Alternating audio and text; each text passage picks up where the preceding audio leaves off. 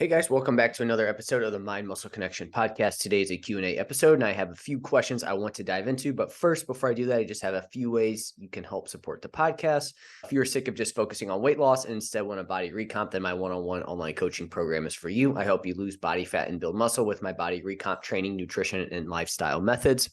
We look at things like your lifestyle and biofeedback to individualize your training and nutrition program to you and your specific needs. There's also at least 1 to 2 bottlenecks that we figure out outside of the training and nutrition protocol that are keeping you from seeing the results that you want to see. So if you're interested in finding out more about this, you can fill out the link in the show notes or reach out to me on Instagram and we can chat about this in more detail. If you aren't interested in full coaching, I do one-on-one consultations where we troubleshoot any issues you have and or map out a game plan for the next couple months. Again, the link to that is in the show notes. If you want to learn more about body recomp, I have my 75-minute masterclass on body recomp, what it is, how to do it, and you can find the link to that in the show notes. Next, I have, if you want to follow me on Instagram, that's where I'm most active on social media and post the most content. You can find me at Jeff, HOEHN_. And again, reach out to me and let me know if you have any questions there. Again, I'm most active on that. And then lastly, if you found this podcast to be helpful in any way, if you could leave a rating and review, and that will help more people find it. So with that out of the way, let's dive into today's question. First question I got was how to know you're ready to exit maintenance and transition to a build or cut.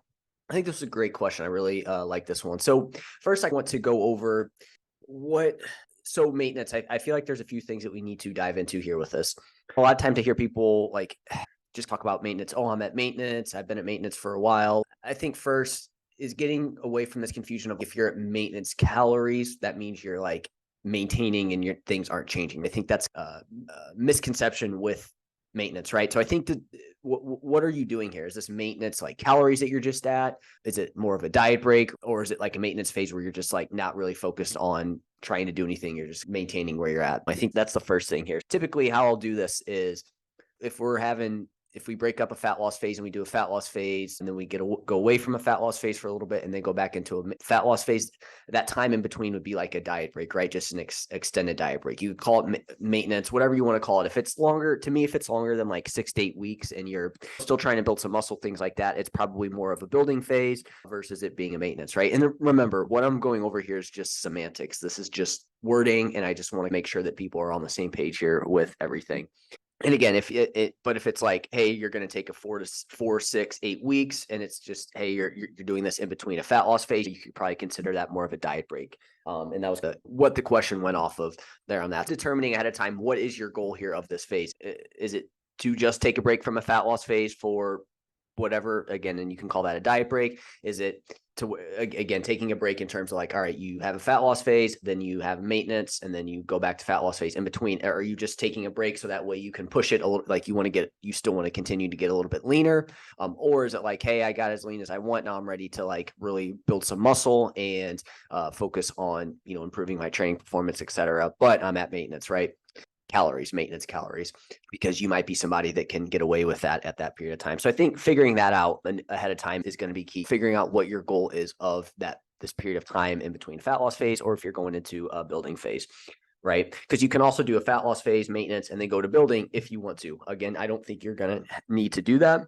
And we'll talk about this here in a minute. But really, I think the only time you would ever necessarily need to know if you're ready to go into either a cut or a build would be more so back into a cut. Because I think with the building phase, it's if you're going from, say, fat loss to now you want to try to maintain that fat loss for a little bit, as lean as you are, then that would really be the only time that you would ever do maintenance before going into a building phase. Otherwise, if you're at a fat loss, if you finish your fat loss phase and you are ready to start adding on some more muscle and focusing on that, then you could just get back. You could stay at maintenance and build muscle there, again, depending on where you're at, or you could go into a surplus with that right away. You don't necessarily have to have this period of time in between that you have to figure out, oh, am I ready for it or not? You can just go straight into it right now.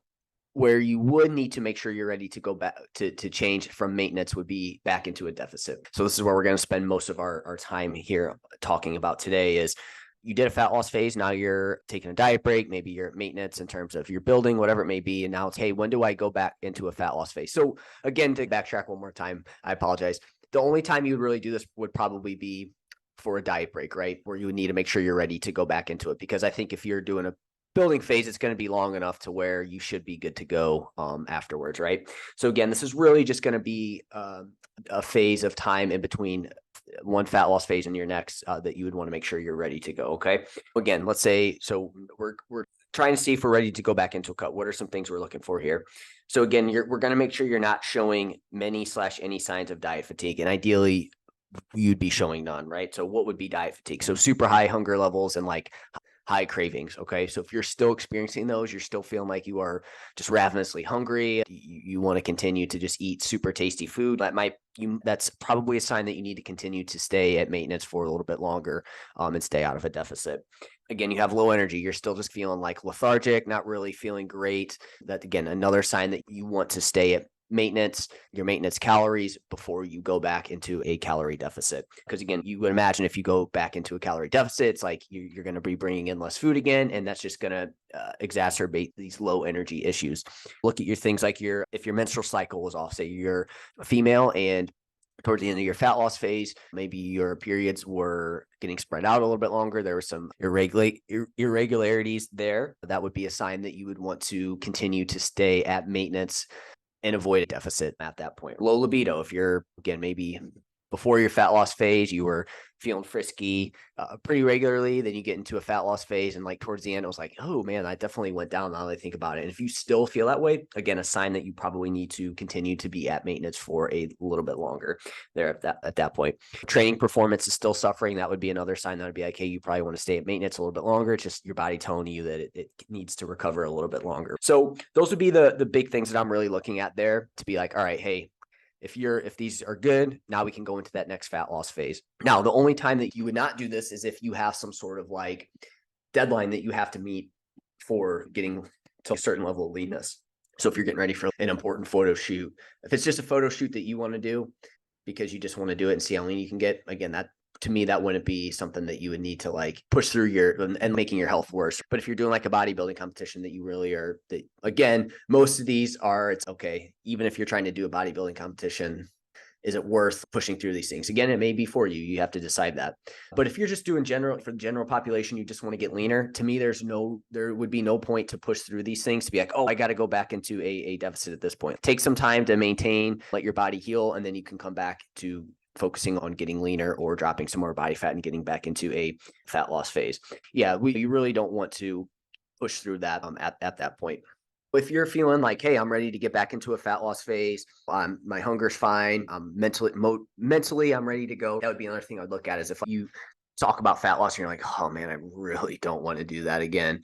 Again, probably a sign that you need to take a break from it. If you're feeling good, mentally you're ready, your menstrual cycle's back, libido-wise, you're feeling frisky as normal, energy's back. Again, you're not like always thinking about food, everything. You know how it is when you're in a fat loss phase. It's like everything just sounds a lot better. Again, I don't think there's anything wrong with an appetite, but I think there is going to be a little bit of that. But again, if you're at the point where you just are wanting to eat anything and everything, a sign that you need to take a break from fat loss dieting and stay at maintenance.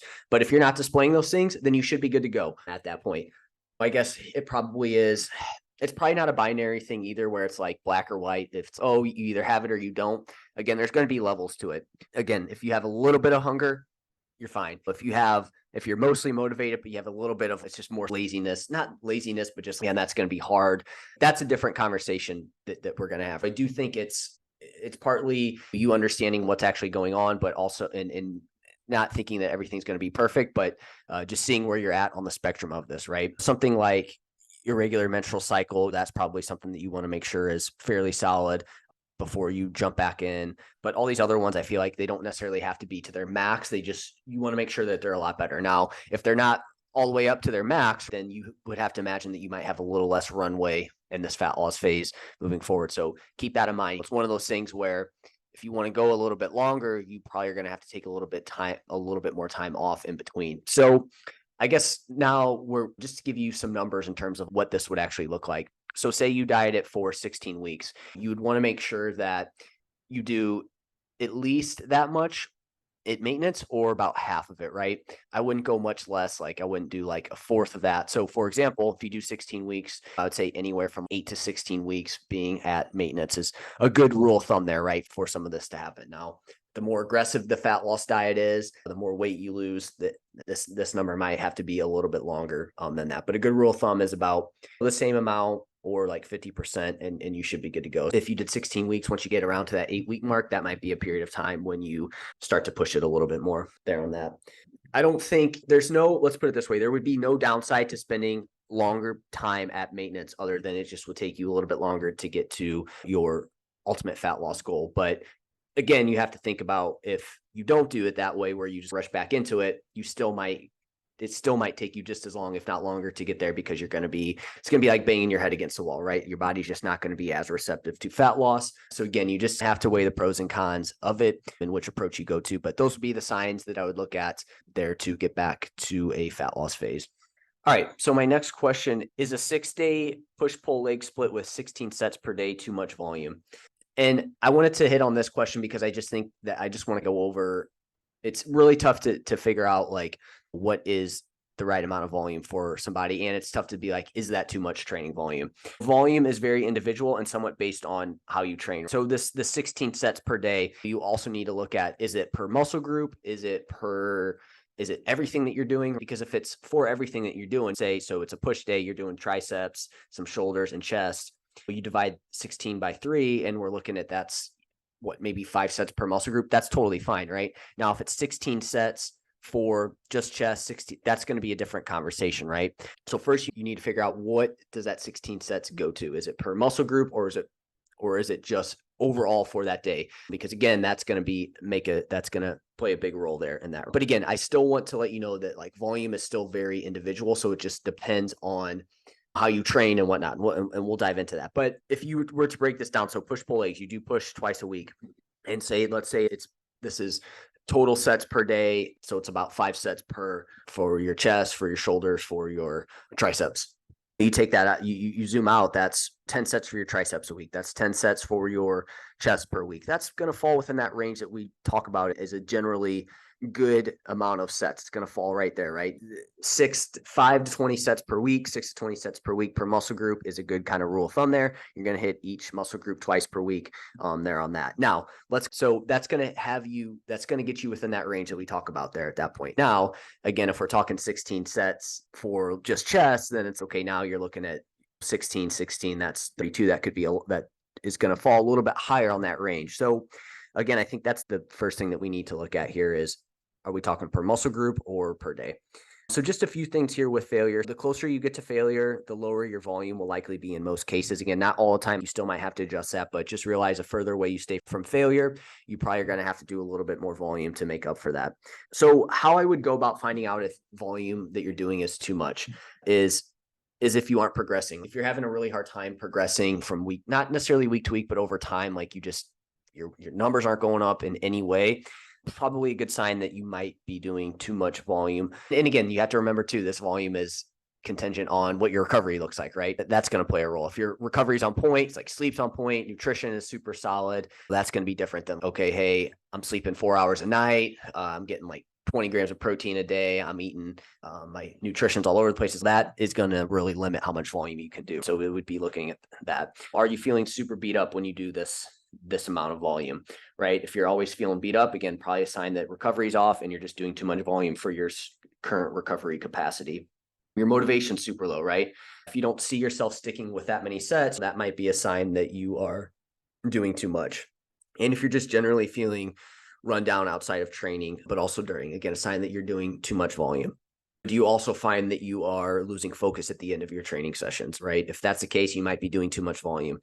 And so I think really, unfortunately, with all this, there's going to be a little bit of trial and error to figure out what's going on here and what that looks like for you. And to make matters even worse and more complicated is that it's also probably going to be dependent on the particular muscle group that you're training, right? So you might find that some muscle groups can handle a little bit more volume or a little less volume than others. So again, this is just going to come down to some trial and error, but those are some things that to ask yourself in terms of, am I doing too much volume? Am I not doing enough, etc.? But this was taken more from, are you doing too much training volume? Really seeing how you feel and how you respond is going to be the biggest thing there at that point. So hopefully that was helpful. Let me know if you have any questions on that. And then I did have a few questions on my training. So I made a post, let's see when this comes out, not this past week, but the week before. I think it was on, let's see, Need to see the date that I would have posted this. Either July 26th or July 27th. So if you want to look back, I made a post on what my training currently looks like. And so I just had a few questions off of that I want to go over here. So I wrote down how many sets I did. So for like upper back, I put 5 sets. The numbers don't exactly matter, right? I put 6 sets for biceps, 10 sets for so-and-so muscle group, right? And so somebody asked, so I'm trying to understand. So when you say 5 sets per week, do you mean 5 working sets? You're doing warm-up sets and the last set is to failure for one exercise, or are you doing 5 different back exercises and 5 working sets of each? I hope I explained it right. And so how I had it put down was, okay, so it was 5 working sets, right? So if I said 5 sets, it was 5 working sets, and those were taken within anywhere, it just depended on the week, anywhere from 0 to 3 RIR, right? So they weren't warm-up sets. Those do not include my warm-up sets. And so I think this is a good one to answer because I feel like it can give you an idea of what to count your volume, like what you want to count your volume for. And then he also asked, again, so it's not the warm-up sets are not included in that. And the last set isn't necessarily to failure. It's whatever the assigned RIR is for that day. And again, this is going to change based on what week of training we're in, right? Beginning of a training cycle, we're probably going to be a little bit further away from failure. As we get further into the training cycle, we're going to get closer to failure. And then he also asked, or are you doing 5 different back exercises and 5 working sets of each? And again, that's not the case. It's 5 total sets. So it's usually that's two exercises. So if I said upper back for 5 sets, that means two exercises. And then those are split up between either 3 or 2. It just depends on which one gets a little bit extra volume. So it's not 5 different exercises and 5 working sets of each. It's 5 total sets for the week, right? So this may look like upper back pull down and upper back T-bar row, right? Do 2 sets of upper back pull down and then 3 sets of the T-bar row. So that's the amount there. And that's what I meant by that. So again, if you have any questions on that, let me know. So next, have you lowered your sets from when you were massing, or are you trying to maintain the amount of sets you were doing? From a baseline standpoint, the sets are the same. The only thing that might change because I'm in a fat loss phase versus in my building phases, the only thing that might change is, Brian might just program a little less like intensity technique type stuff thrown at the end, right? It might be less like mile rep sets / rest pause sets. It might be less like partial sets, things like that. But from a baseline standpoint, the volume's the same. The only thing that might slightly change is we might just do a little less like intensity technique additions towards the end of a training phase. But otherwise, volume stays the same. There's no good research that says, oh, you need to do more or do less based on if you're in a building phase or when you're in a surplus at maintenance, or if you're at a deficit. There's no research that says what you need to do. My general thought on this is you should train the same throughout and focus on like you are going to go in and build muscle, and that will take care of it, right? Because at that point, it's like the likelihood of you losing anything ever is slim to none. And then obviously when you're at maintenance or a small surplus, you're going to be able to really progress. And again, you would just use biofeedback there at that point. If you're in a surplus, you might be able to do a little bit more volume, but I really don't think it should drastically change depending on what phase you're in. But I do think you'll be able to push yourself a little bit more when you have a little bit more food, obviously. And so the next question was, no specific leg day. Why do you use this strategy? So there is no like specific leg day, right? Where I'm only doing legs. Again, go check out my post to see what my split looks like. But basically it's 4 days and there is no like specific leg day for it. Okay. And so just some reasons for me specifically is that my legs are a strong point for me. Okay. They really don't need a lot of volume. So I can get away with less volume. So that's the first thing that's really driving this in terms, I don't have to dedicate 1 full day to leg training because I just don't need that amount of volume for them to grow. And so we have that, and I want to prioritize my upper body, right? So you have this double whammy where it's like, I already want to allocate more of my volume to my upper body because that's what I want to grow, but I also don't need as much volume for my lower body. So you could see if this was the amount that I need for legs goes down, the amount that I would want to do for upper body goes up. So there's that. And so it just comes down to preferences and just knowing my body and knowing what is more responsive to growth and whatnot, muscle growth.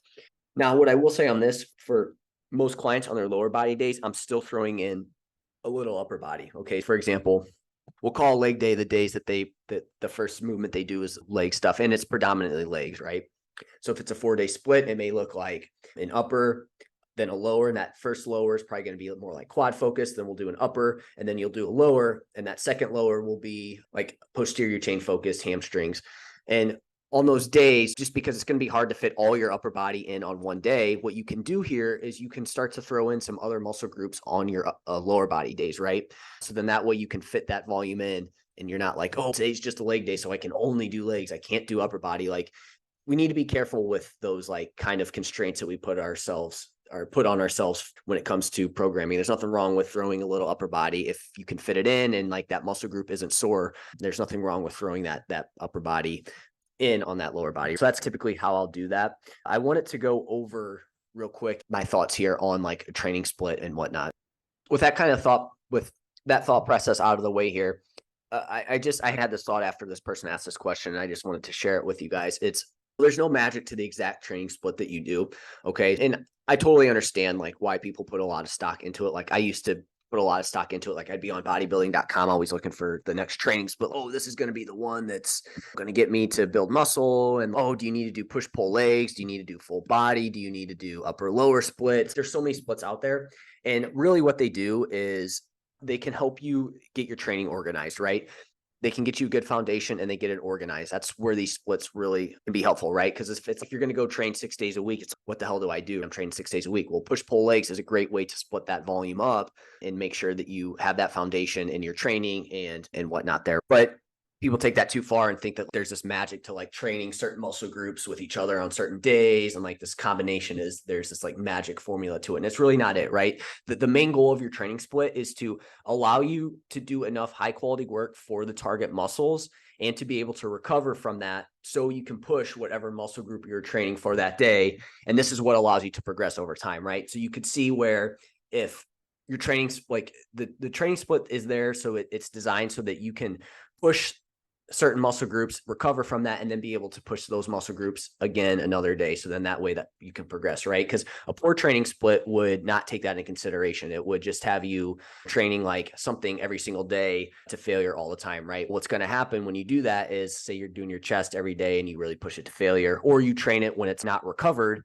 you're not going to be able to push it and you're not going to be able to progress over time, right? Your chest is just going to be trying to catch up to just recover, right? So you're just always going to be recovering. You're not actually going to be adapting, right? So again, the main goal of a training split is to have it set up to where it's like you train these muscle groups when they're fresh and you can actually push them. So this is where, again, it's like maybe you throw in some biceps at the end of a lower body day. Maybe you throw in some delts on the end of a lower body day, right? So again, with the training, like you just want to have it set up to where whatever muscle groups you were training that day, they're recovered and ready to go. And this is going to look different from person to person and how they recover, right? And all those things. So my rule of thumb for those wanting to get a good foundation with their training for muscle growth, if you want to make your own program and you don't want to follow this traditional push pull legs, hey, you have to do upper lower, hey, you have to do chest this day. Here's how you can do it. You want to hit each muscle group 2 times per week. So if you're looking at your training, this is the foundation, right? Over time, you can adjust this, but just to get a good foundation, hit each muscle group 2 times per week. So you look at your program and it's like, all right, I hit quads on Monday and then Thursday, right? Okay, cool. Check mark on quads. They're good to go. You want to probably hit about 5 to 12 sets per week per muscle group to start. That's going to be a good starting point. Again, from there, you can start to add volume, take away whatever you need to. And then you want to train the target muscle group within 0 to 3 reps in reserve most of the time. So training should be relatively challenging every time you do it right. You just don't want it to be super easy.